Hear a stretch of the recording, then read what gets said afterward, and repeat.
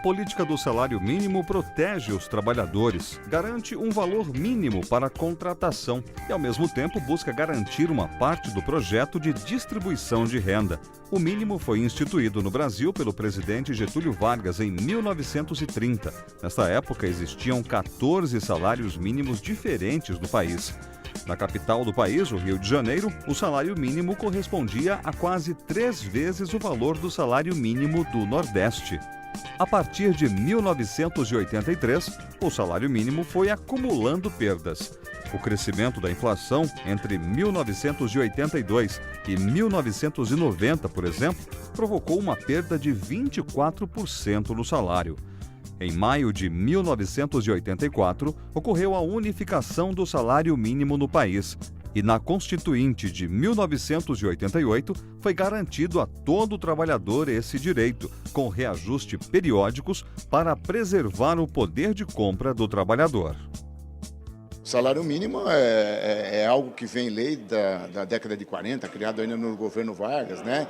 Que a intenção era prover aos trabalhadores uma renda mínima, né? Que sustentasse a casa, a família. Então, essa ideia do mínimo necessário para, né, se alimentar, transporte, vestuário, moradia. Essa é a ideia do mínimo. Por exemplo, na época do governo militar, né? Que o ministro dizia que tinha que crescer o bolo para depois distribuir a renda. Então, naquela época, o salário mínimo deve ter atingido os patamares mais baixos, né, em termos de valor de compra, de valor real.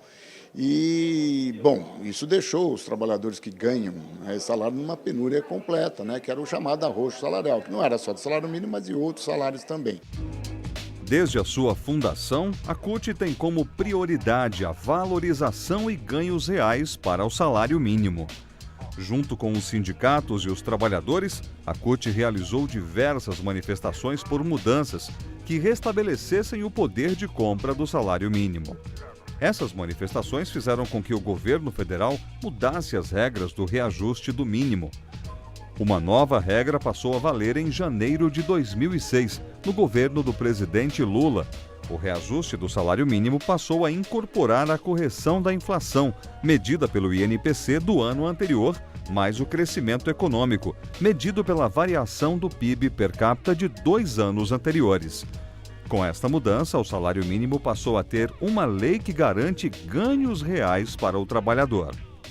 Pela primeira vez, o salário mínimo deixou de ser decretado pelos deputados federais numa negociata que era feita com o Executivo, levando em consideração as emendas parlamentares que tinha esse direito, né?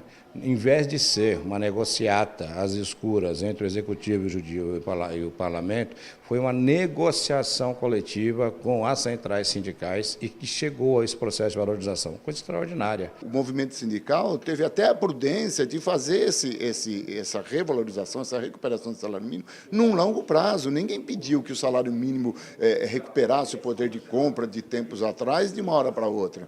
Nós estamos aí numa caminhada que a gente pretende que até 2023 todo o valor do salário mínimo seja recomposto. Então, nós estamos dando tempo e nós achamos que isso é prudente, que a economia, que as empresas se organizem no sentido de que isso é uma política de recuperação a longo prazo que não causa impacto de custo violento nas empresas.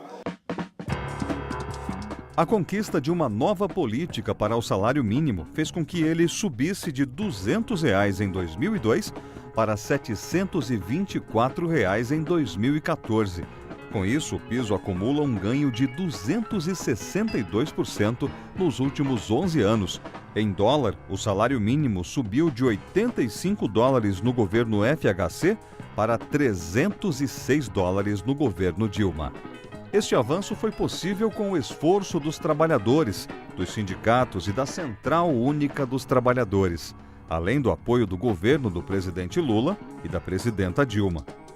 A CUT reconhece que o valor do mínimo de R$ 724 é uma conquista, mas sabe que este valor não atende à necessidade do trabalhador brasileiro, que, conforme o DIEESE, deveria receber um salário mínimo de R$ 2.765,44.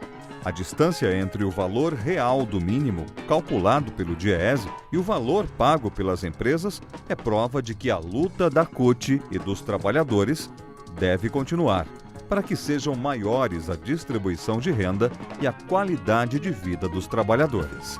Os setores conservadores do Brasil, fundamentalmente dentro do Congresso Nacional, já se mobilizam para acabar com a política de valorização numa discussão que é um descompasso entre o crescimento do valor real do salário e a produtividade da empresa. Consequentemente, isso gera inflação. Com esse argumento, eles vão querer acabar com a política de valorização, levando de novo aquela enfadonha negociação ano após ano do salário mínimo, onde fica sem massa, fica uma discussão do deputado com o ministro do Planejamento e da Fazenda.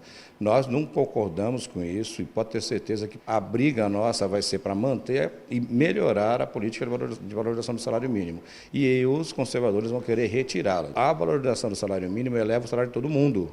Não é só quem ganha salário mínimo, porque é uma questão em cadeia.